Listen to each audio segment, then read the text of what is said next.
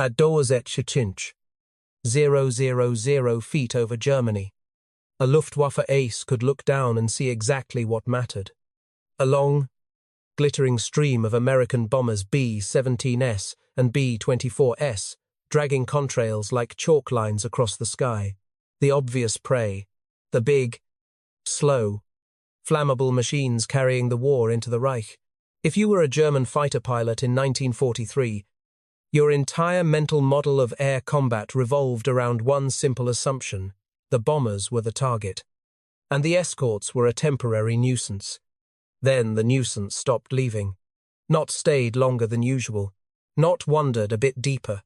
The escorts followed the fighters all the way home over the last turning point, past the rivers and rail yards, beyond the flak belts, right into the airspace where German pilots expected to finally breathe again. And that changed the air war's hidden equation. The bomber stream looked like the hunted, but the real hunted animal became the one that took off to hunt it. To understand why that reversal was so lethal, you have to zoom out past the cockpits, past the contrails into the cold economics of range, fuel, and industrial math. Because the P-51 Mustang didn't just win dogfights, it solved a logistics problem so brutally that it turned Germany's fighter force into a consumable resource. The old rules, they can't stay with you. Early in the daylight bombing campaign, the U.S. Army Air Forces believed in a doctrine that sounded tidy on paper: bombers in tight formation could defend themselves with massed gunfire. In practice, German fighters attacked with tactics designed to minimize exposure: high-speed slashing passes, head-on approaches, coordinated assaults, anything to avoid sitting in a bomber's defensive cone. The Americans did have escorts. The problem was geography.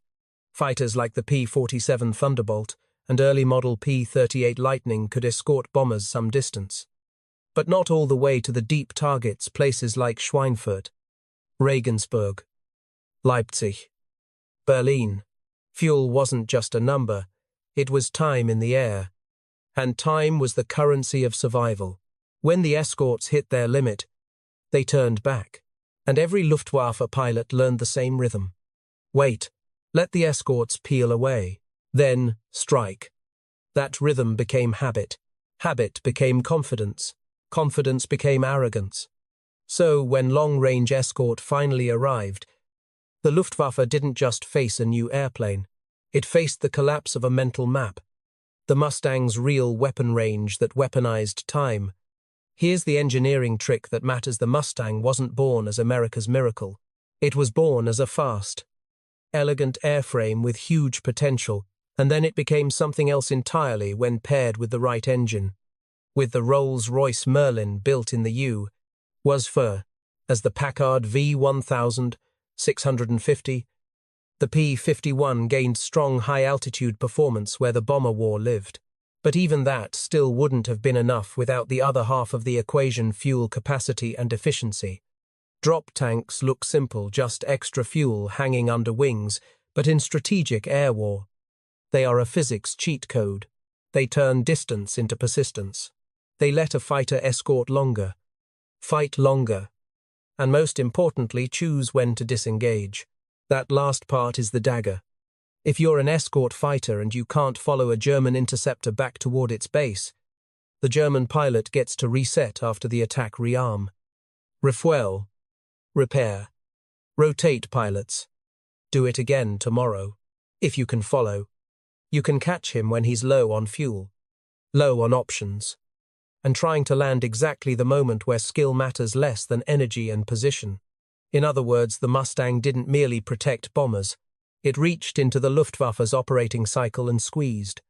Macro-reality: Germany can't afford to bleed pilots like gasoline. Now zoom out again. Germany's fighter arm wasn't just a collection of airplanes.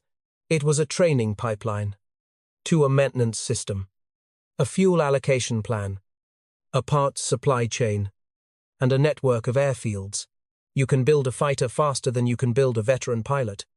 And by 1944, that asymmetry started behaving like gravity. American industry could replace machines in volume, and the U.S. could train at scale with relatively stable fuel access. Germany increasingly could not. Fuel shortages tightened. Skilled instructors got pulled into combat.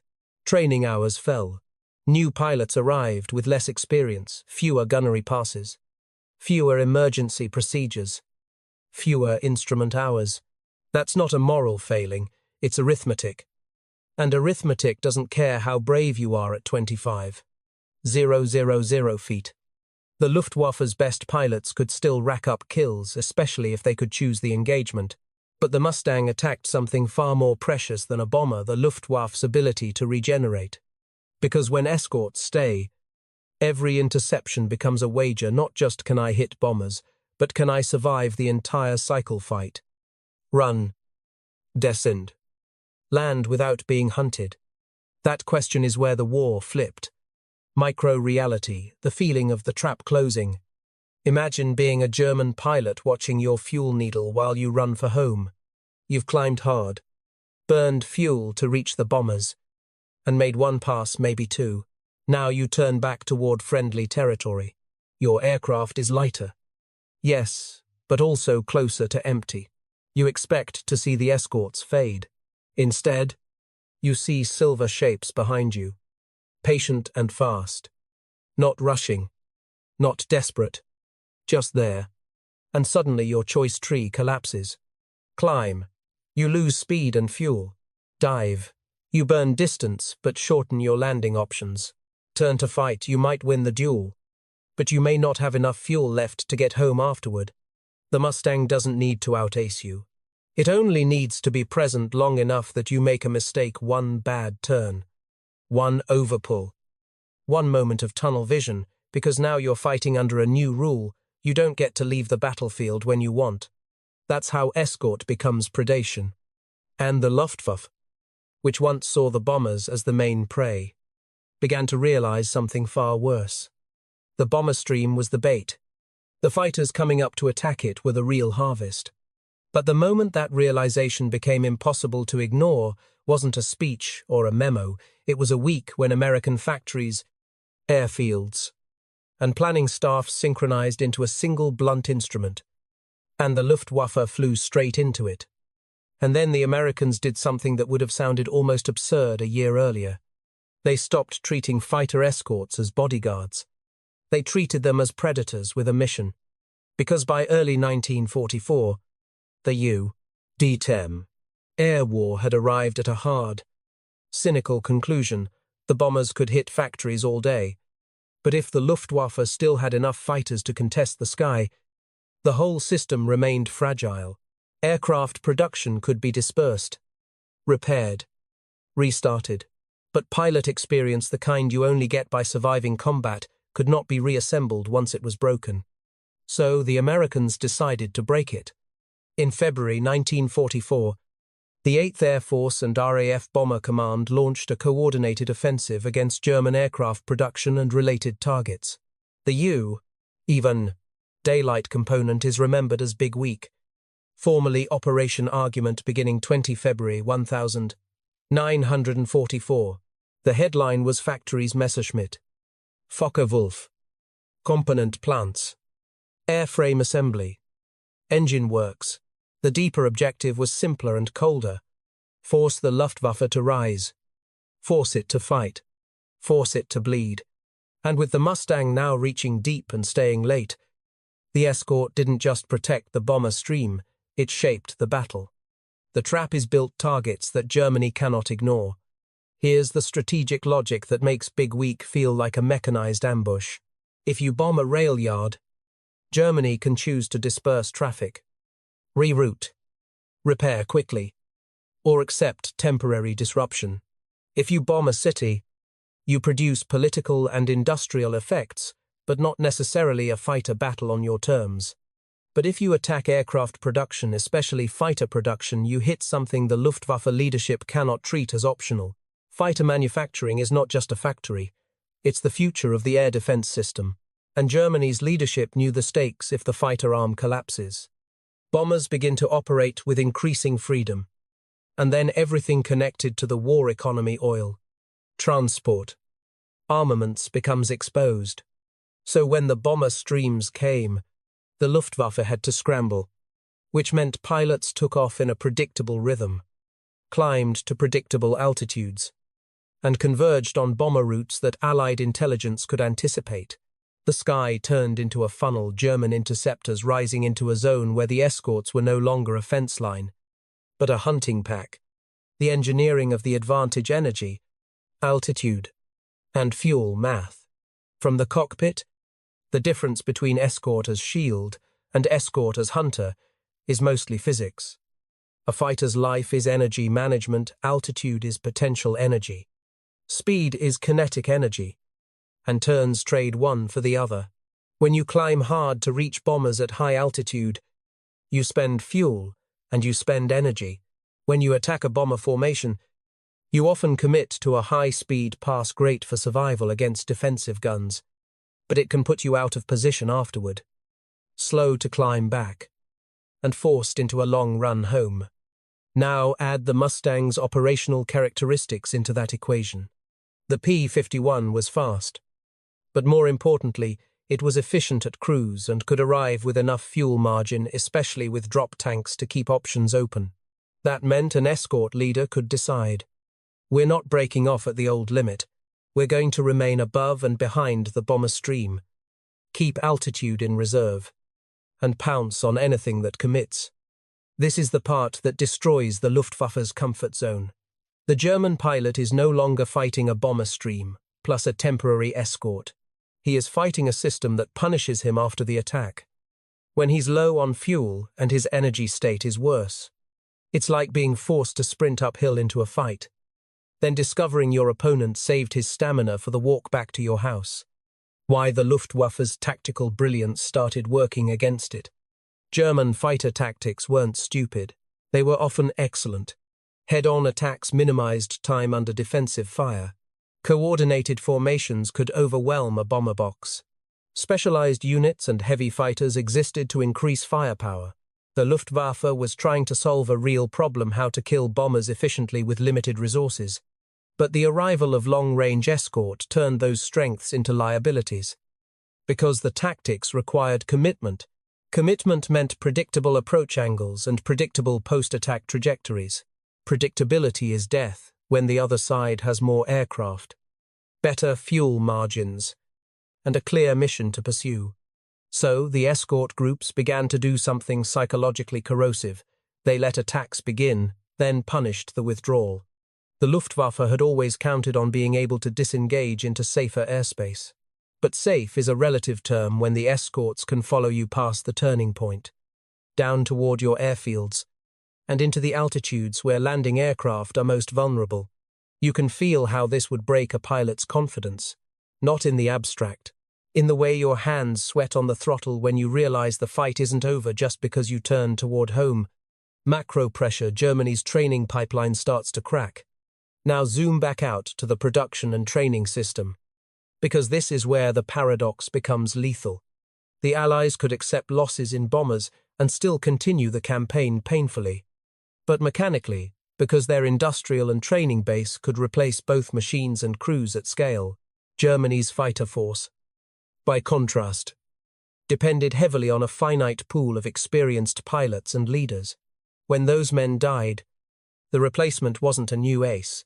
It was a young pilot with fewer hours, less formation discipline, and less ability to survive a chaotic melee against multiple opponents. And combat doesn't just remove pilots, it removes instructors, it removes flight leaders, it removes the people who teach survival techniques that never appear in manuals: how to judge closure speed, how to brake from a bad angle, how to avoid fixating on a target until you're blind to the threat behind you.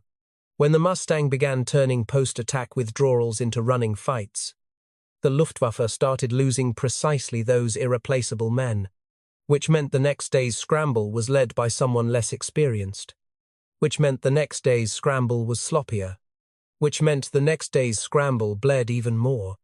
That is not a battle anymore. That is a feedback loop. The battlefield moves from bomber formations to German airfields. And here's the most controversial, most retention-heavy pivot: the American escort doctrine shifted from stay close to Rome, engage, and destroy. Once you have range, you can choose to stay glued to bombers, or you can range outward to disrupt interceptors before they even reach the bomber stream, and then chase them back. You can patrol likely assembly points. You can dive on climbing fighters. You can attack aircraft that are low on fuel, low on speed, trying to land. That last part was especially terrifying. Any air force can lose aircraft in combat, but losing aircraft in the landing pattern feels like humiliation, like the sky itself has turned against you. It tells pilots even home isn't home. And that psychological effect matters, because a pilot who believes he has a sanctuary will take risks. A pilot who believes the sanctuary has been violated begins to conserve, hesitate, second guess. The Mustang didn't need to win every duel. It needed to change the Luftwaffe's behavior. And during Big Week, behavior began to change. Not because German pilots forgot how to fight, but because the air wars after phased the withdrawal. The descent. The landing had become part of the battle, and it favored the side that could afford to stay. Which raises the next question, the one that decides whether Germany can keep defending its skies at all. If fighters are being hunted in the very act of defending their homeland, what happens when the bombers stop aiming at airframe factories and start aiming at the one target that makes every airplane useless? Because once you've proven you can hunt the hunterside, you get to choose where the war hurts most. And nothing hurts an air force like oil. Not ideology, not morale, not even the loss of a few faculties. Oil is the invisible constraint behind every sortie, the octane rating that lets you run high boost without detonating your engine. The fuel reserve that decides whether you can climb aggressively. The training hours that turn teenagers into pilots who can survive a turning fight at 20,000 feet. So when the Mustang helped pry open the airspace over Germany, the target list didn't just expand, it sharpened. By mid-1944, the Allies increasingly focused on synthetic fuel plants and refineries nodes that kept German mechanized war alive. You can rebuild an airframe plant after bombs. You can disperse assembly. But a major fuel facility is a different kind of organism, massive, complex, centralized, hard to hide, hard to replace quickly. And Germany's fuel problem was already a slow-burning crisis. The bombing made it a hemorrhage. Now watch how the paradox intensifies. The Luftwaffe takes off to stop bombers from destroying the fuel that powers the Luftwaffe, and the act of taking off burns the fuel they can no longer replace us. The fuel quality problem you never see in dogfight stories. Most people picture fuel as a simple gauge full tank, empty tank. In reality, the kind of fuel matters. Germany relied heavily on synthetic fuel derived from coal through processes like hydrogenation and Fischer-Tropsch. It worked. But the system was sensitive, industrial chemistry married to logistics. When that system is bombed, the effects cascade into the cockpit. High-performance piston engines are picky. Run them hard on inadequate fuel, and you invite knocking, overheating, catastrophic failure. If you can't guarantee supply and quality, you ration. If you ration, you fly fewer hours. If you fly fewer hours, training collapses into bare minimums. If training collapses, your pilots compensate with fear or overconfidence, both lethal. This is where the edutainment truth bites a fighter force is not an on-off switch. It's a living pipeline. Fuel is blood. And the Allies had just found the artery. Micro perspective. A scramble feels different when fuel is rationed. Imagine you're a young German pilot in 1944. Your instructor can't give you as many hours as the older aces once received. You've practiced fewer gunnery runs. You've spent less time learning formation discipline. You've maybe never had to recover from a botched landing under pressure. Now the sirens go. You sprint to your aircraft. You start the engine and listen to it cough into life. And part of you is thinking the thought you're not supposed to think. Do we have enough? Not enough to take off. Enough to climb. Fight. Evade. Return. And still have a margin if your airfield is under attack or if you get diverted. A pilot with a comfortable fuel margin can fight aggressively, climb back up for another pass, extend, reposition, regain altitude. A pilot with a thin margin fights like a man holding his breath. And then the Mustang appears on the horizon and turns that breath-holding into panic. Because now the escort isn't just escorting. It's forcing you into an energy war you cannot afford. Every full-power climb costs you. Every prolonged fight costs you. Every evasive maneuver costs you. The Mustang is like a tax collector in the sky. And it accepts only one currency, your fuel. Macro perspective, the Luftwaffe's choices become mutually destructive. At the strategic level, Germany's air defense leadership faced a menu of bad options. Concentrate forces to smash bomber streams, you get bigger interceptions. But bigger interceptions burn more fuel and create predictable mass battles the Mustangs can exploit. Disperse forces to reduce vulnerability, you avoid decisive engagements. But you also reduce the ability to stop bombers from hitting critical targets like oil. Throw in new aircraft as fast as possible, you get numbers. But without fuel and training, those numbers become accidents and easy kills. This is where the irony becomes almost cruelly mechanical. The more urgently Germany tries to defend the fuel system, the more fuel it spends doing it. The Allies could absorb this because their fuel situation and training base were robust. Germany increasingly could not. The Luftwaffe began to look like a machine designed to consume itself. The P-51's second job making German air defense expensive. By late 1944, the Mustang's mere presence imposed costs beyond direct kills. Escorts forced German fighters to climb repeatedly to altitude, to form up, to maneuver defensively, to break off and re-engage all activities that burn fuel and engine life. And engines are not immortal. A high-performance piston engine is a piece of stressed metallurgy. Run it hard. You chew through maintenance cycles. Maintenance needs spare parts. Spare parts need factories. Factories need electricity and transport. Transport needs fuel. Everything loops back.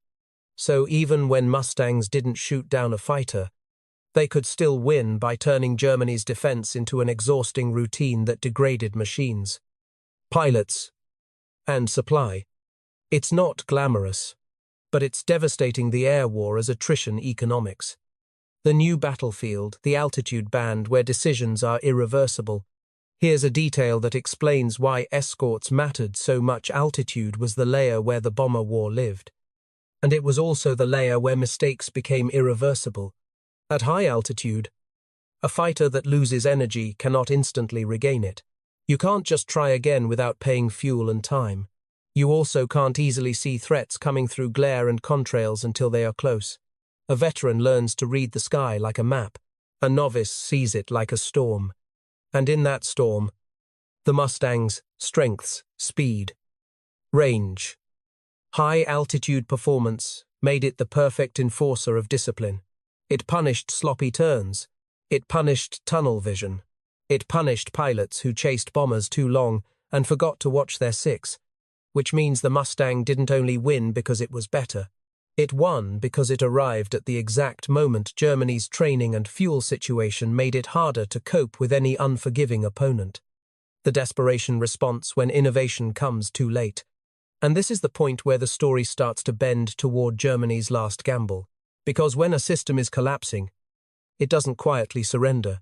It searches for a shortcut, a technological leap, a shock solution. For Germany, that shortcut was speed. If piston fighters are being hunted from takeoff to landing, you try to build something that can't be caught, something that can dash through escorts before they can react, something that can hit bombers and escape. You can already feel the shape of it: jets. But jets don't run on wishful thinking. They run on fuel, materials, trained mechanics, and pilots who can survive a new kind of flight regime. And Germany, by 1944, was running short on all of it. So the question that hangs over the next section isn't, did Germany build a jet? They did. The question is far more brutal. When the Luftwaffe finally fielded speed that the Mustangs struggled to match, Did it actually solve the paradox? Or did it simply change the way the Luftwaffe bledded? Because if you're Germany in late 1944, the piston fighter war starts to feel like a rigged game. Your pilots climb into the contrail layer, fight through escorts that won't leave, and come home with fuel needles trembling at the bottom of the dial. Your training hours shrink. Your veteran cadre thins. Your maintenance crews cannibalize aircraft to keep a smaller number airworthy. And every time you hear the distant thunder of bombers, you're asked to spend more of the thing you can least afford, fuel, to protect the fuel system that's already being shattered. So the jet arrives like a promise. A different physics. A different tempo. An airplane that doesn't need to outturn a Mustang if it can simply be gone. The Messerschmitt Me 262 wasn't propaganda. It was real engineering, an extraordinary leap. Powered by twin turbojet engines. In the cleanest version of the fantasy, it's simple. The Me 262 roars into the bomber stream, fires, and accelerates away too fast for piston fighters to catch. That's the temptation. But war doesn't grade you on how fast you can go once. War grades you on how many times you can go and whether your entire system can support the machine you've built.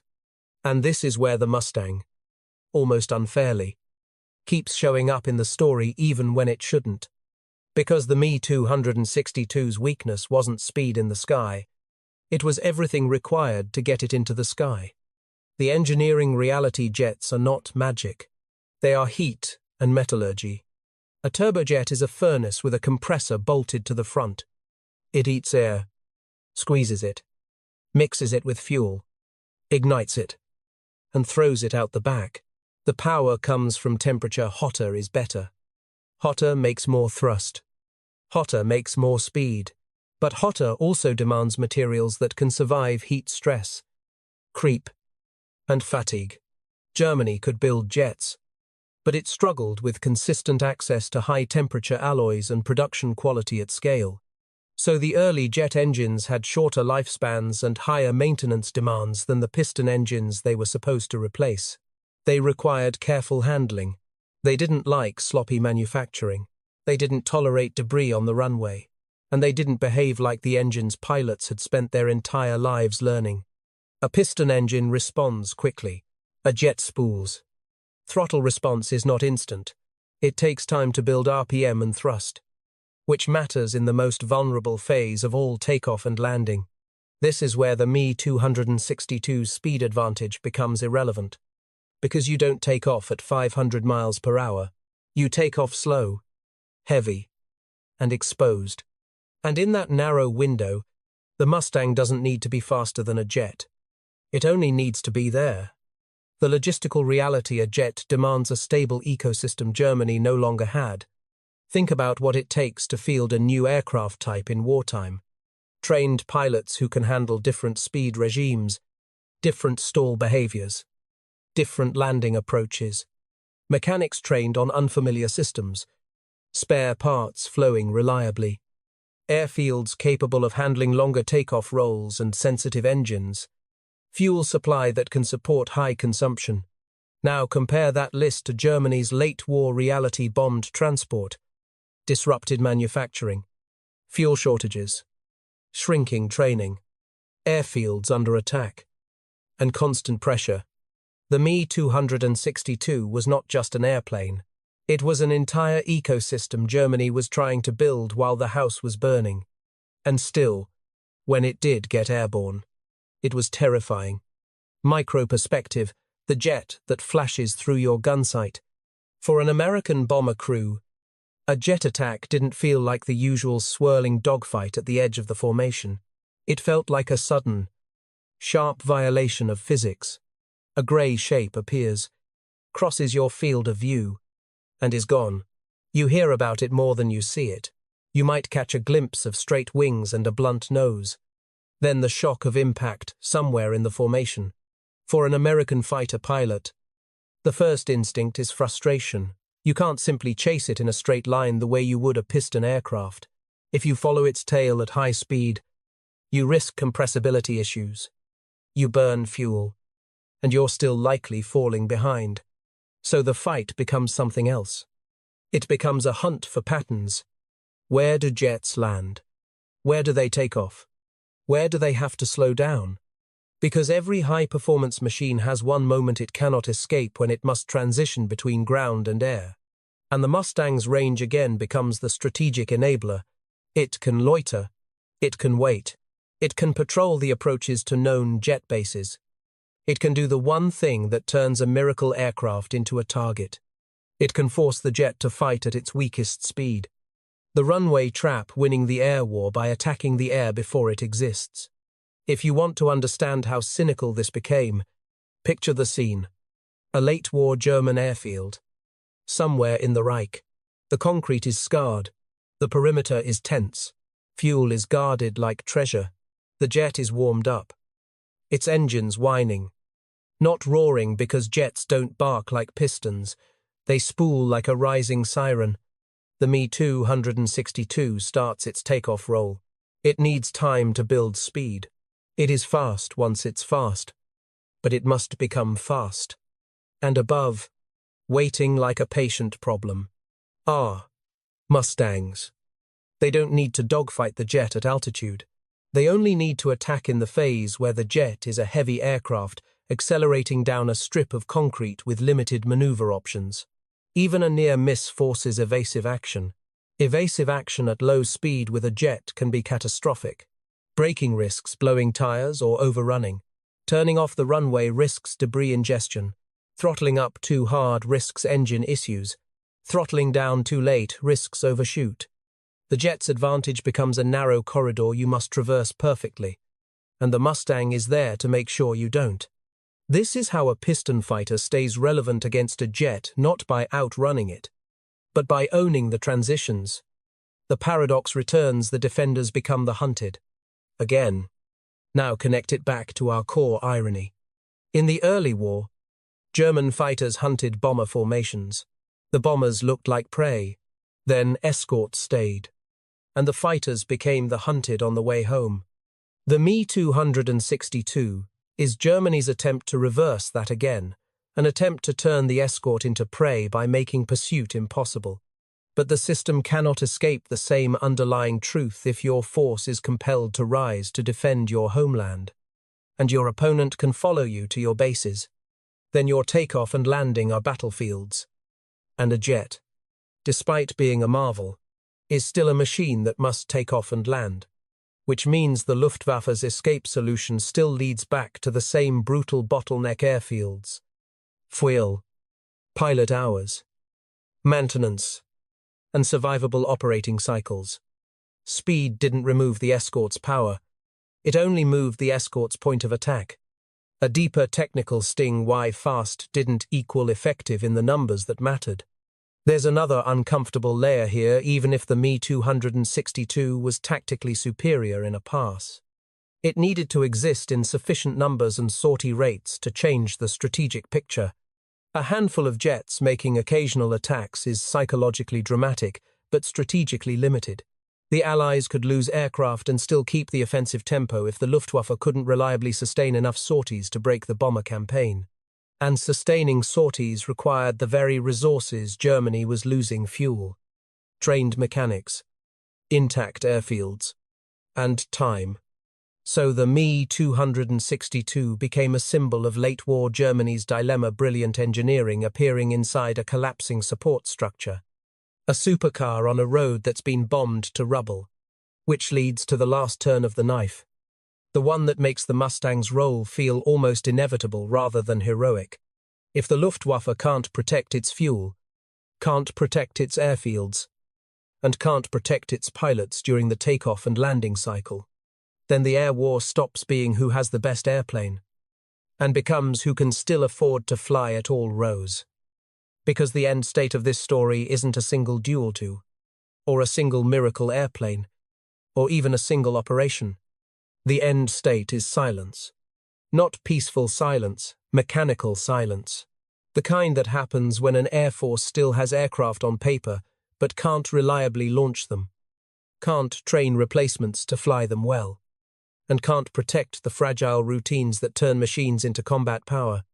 By late 1944 into 1945, the Luftwaffe's problem wasn't simply that the P-51 was better. The Luftwaffe faced a convergence of constraints: fuel, training, maintenance, airfields, attrition that formed a closed box. The Mustang didn't create that box alone, but it became the tool that made the walls feel inescapable. And this is where the core paradox reaches its most cynical form. The bomber stream had once been the obvious target, a long, visible line of destruction you could point at and say, that's the enemy. But the war didn't end because bombers were hard to stop. It ended because the fighters that rose to stop them were turned into the target, and once that happened, the bomber stream stopped being bait and became inevitability. The regeneration problem why losing leaders mattered more than losing aircraft. If you want to understand how an air force collapses, stop counting airplanes and start counting people who teach other people how to survive. Every experienced pilot is not just a shooter. He is a library of micro-decisions: how to approach a formation without being bracketed by escorts, how to judge when a target is a trap, how to disengage without presenting your belly to an opponent, how to land under pressure when the sky behind you may still be hostile. When those men die, the loss isn't one cockpit. It's a chain. Because new pilots learn by imitation and correction. They learn in formation flights. They learn in debriefs. They learn by watching veterans handle moments they haven't yet experienced. Remove the veterans, and the learning curve doesn't just slow, it breaks. Now pour fuel shortage into that fracture. Training hours get cut. Emergency procedure practice gets cut. Instrument time gets cut. Formation discipline degrades. Young pilots enter combat with fewer repetitions of the very things that keep you alive when the sky becomes confusion. Then the Mustang arrives. And it does what unforgiving opponents always do: it punishes inexperience quickly. So the Luftwaffe's replacement problem becomes self-reinforcing: fewer veterans, worse training, higher losses, even fewer veterans. That is the regeneration collapse. The maintenance squeeze machines are alive until they aren't. Warplanes don't fail politely. A fighter is a high-stress system built to operate on the edge, engines pushed hard. Airframes stressed by G-forces. Hydraulics and electrical systems strained by cold, vibration, and rapid cycling. Keeping a fighter force alive requires predictable maintenance rhythms, spare parts, and again fuel. As Allied pressure intensified, German ground crews faced an impossible job: repair under bombardment, move aircraft to avoid attacks, work with parts shortages, work with disrupted transport, and do it all while the operational tempo demanded constant readiness. This is the hidden cruelty. The Mustang didn't just fight pilots. It fought the time mechanics needed. Because if escorts can follow returning aircraft, if airfields can be strafed or threatened, if dispersal becomes constant, then maintenance becomes fragmented. Fragmentation kills efficiency. Efficiency is what keeps sortie rates up. You can have a technically advanced aircraft and still lose if it spends most of its life not ready. The airfield as a battlefield: why home stopped being a sanctuary. Earlier, we talked about the runway trap with jets. The broader theme is bigger: when the enemy can operate over your territory with range and persistence. The line between front and rear evaporates. Airfields are not just strips of concrete. They are fuel dumps, workshops, pilot quarters, communications nodes, spare part stores. They are where the Air Force exists as a system. If those nodes are under constant threat, everything becomes reactive. And reaction is expensive. The Luftwaffe's defensive posture increasingly forced pilots into hurried scrambles. Hurried scrambles produce mistakes: rushed pre-flight checks, sloppy formations, miscommunication, higher accident rates. Accidents are not dramatic like dogfights, but they are lethal to an overstrained force. An aircraft lost to a runway mishap still consumes fuel, parts, and a pilot's life. When home becomes dangerous, the Air Force bleeds even when it isn't fighting. The economics of persistence: the Allies could afford to stay. Now zoom out to the macro level one last time, because this is the part that turns the whole story into a kind of industrial inevitability. The Mustang's range wasn't just a tactical asset, it was a strategic permission slip. It allowed the U.S. to maintain a deep escort envelope, to keep pressure on German fighters across the entire interception cycle, and to protect the bomber force well enough that it could keep returning, day after day, with punishing regularity. That regularity matters because it denies recovery time. Recovery time is what lets a damaged system heal, repair runways, stockpile fuel, rest pilots, reorganize training. When raids come in relentless sequences, the system stays permanently behind, always catching up, never stabilizing. And then the target priorities finish the job. Once air superiority grows, the Allies can hit oil harder, transportation harder, and the entire war economy's circulatory system harder. The Luftwaffe is forced to spend fuel to defend fuel, and it spirals. In that spiral, the P-51 becomes less a hero airplane and more an instrument of persistent pressure, an aircraft that could be where it needed to be for long enough that Germany could not wait it out. The psychological pivot from confidence to conservation. There's a subtle human change that often marks a collapsing Air Force pilots stop thinking in terms of victory and start thinking in terms of survival and conservation. Early in the war, Luftwaffe pilots could choose engagements, rely on strong training, and often retreat to sanctuaries. Later, even the best pilots faced a new mental environment: escorts that stayed, fuel uncertainty, and a shrinking margin for error. When a pilot starts saving fuel instead of saving altitude, the fight changes. When a pilot breaks off early because he fears the run home, the fight changes. When a pilot hesitates to climb because he isn't sure he can afford the climb, the entire defense system changes. The Mustang didn't merely shoot down fighters. It helped create conditions where German pilots behaved differently, more cautious, more constrained, more brittle under pressure. And an air defense system built on hesitation cannot stop a machine that arrives on schedule. The final inversion, the bomber stream stops being bait. Return to the opening paradox. The bomber formations looked like the obvious target, but the real target became the fighters that rose to attack them. By 1945. That statement isn't a clever line. It's the operational reality of the air war. The U.S. didn't just defend bombers. It used bombers to force a reaction, then used escorts to punish the reaction, then used air superiority to strike the resources that made reaction possible, until the Luftwaffe's reactions became weaker, rarer, and finally insufficient.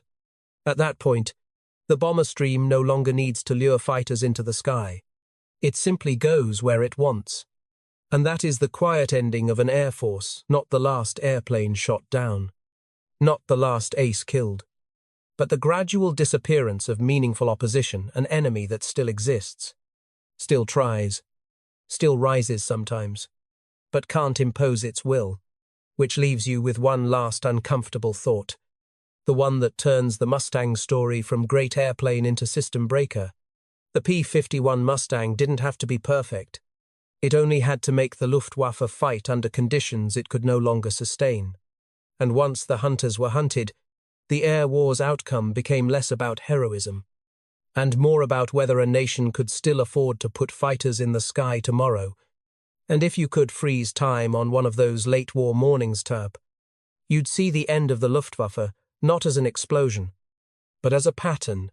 Dawn over an airfield, cold air pooling low over the grass, ground crews moving in a practiced choreography that used to feel routine, and now feels like triage. A pilot stepping into a cockpit with the tight, efficient motions of someone trying not to think too far ahead. The engine starts. The propeller becomes a disc. The aircraft taxis. Somewhere in the distance, faint thunder, maybe bombs, maybe flak, maybe just the nervous imagination of a country that has lived under contrails for too long.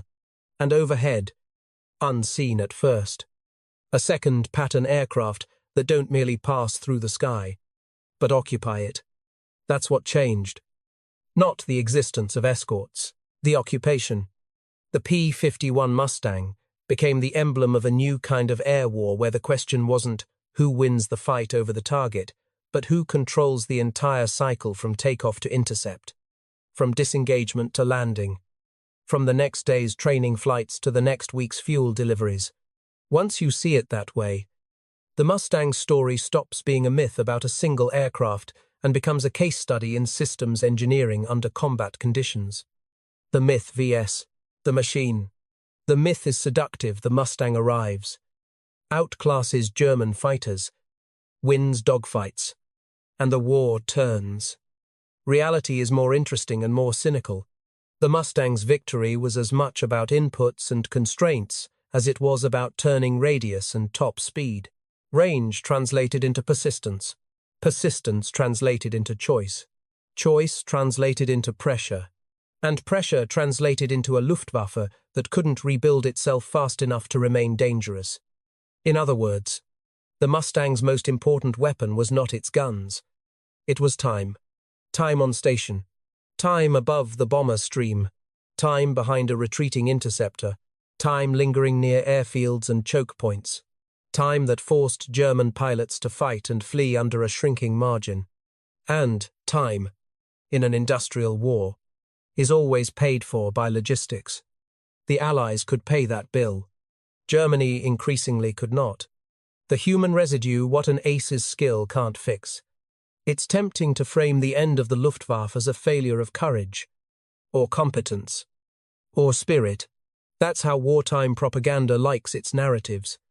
But the real tragedy, if you're honest, is that courage and competence become less relevant when the system beneath them collapses. An ace can fly brilliantly, but he cannot conjure fuel.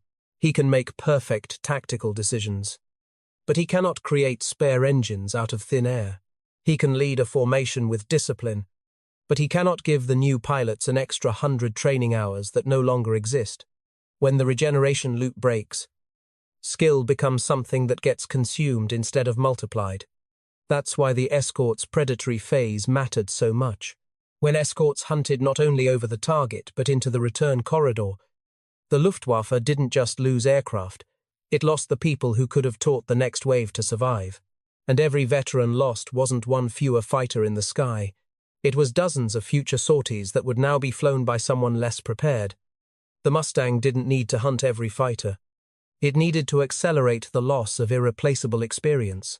The bitter irony of defense. There's an almost philosophical cruelty in how air defense works under modern conditions. To defend your homeland, you must expose your defenders. Every interception begins with a scramble, an act that is predictable in time and space. You climb through certain altitude bands, form up along certain routes, converge on certain streams. The moment you do that, you become visible and trackable, and once the enemy has the ability to stay, the defender's predictability becomes a vulnerability. So the Luftwaffe's duty rising to meet the bombers was also its trap. The more it defended, the more it revealed itself. The more it revealed itself. The more it was hunted. The more it was hunted, the less it could defend. That's the final inversion of the paradox. The bombers were visible. Yes, but they were also the lever. The fighters were the force Germany depended on, so the fighters became the target. A technical aftertaste why air superiority is really system superiority. If you take one lesson from this story and carry it forward, it's this. Air superiority is not just a count of aircraft. It is the ability to maintain operational tempo while denying the enemy theirs. The Mustang mattered because it enabled the U.S. to sustain a tempo of escort, of pursuit, of attrition, while Germany's tempo faltered under fuel shortage, disrupted maintenance, training collapse, and the psychological erosion of losing sanctuary. When the tempo collapses, the sky changes character. The defender stops contesting and starts reacting. The attacker stops reacting and starts planning. The war becomes less chaotic for one side and more chaotic for the other. That is what control looks like. One side gets to choose where the friction happens. And by late war, friction happened on German runways, in German fuel depots, in German training schedules inside the ecosystem that made fighters possible. The last image contrails that don't end. So return to that late war morning again. A German pilot takes off. He climbs through thin air. He searches for the bomber stream and finds it. A distant line of silver and vapor. For a moment, the old instincts return, attack the bombers, hit the obvious target, be the hunter. But then, in his peripheral vision, he sees what the Luftwaffe could not unsee by 1944. Escorts beyond the bomber edges, escorts above the stream, escorts not merely present, but positioned as if they've been waiting for him personally. He realizes, even before the first shots, that the act of intercepting has already made him visible. He is already being sorted into a target folder in someone else's mind. He will be chased through the phases he once considered safe. He is still a fighter pilot, but he is no longer the one deciding when the fight ends. And that is the final definition of being hunted, not that you can't win a duel, but that you can't escape the system designed to keep you inside it. The bomber stream looks like the obvious target, but the real target is the fighter that rose to attack it. Because once you force the defender into the sky and you can follow him home, the defender becomes a resource you can exhaust. And exhausted systems don't collapse with a bang. They collapse with fewer scrambles, fewer veterans, fewer hours, fewer safe landings, until the sky is full of contrails, and nobody rises to meet them.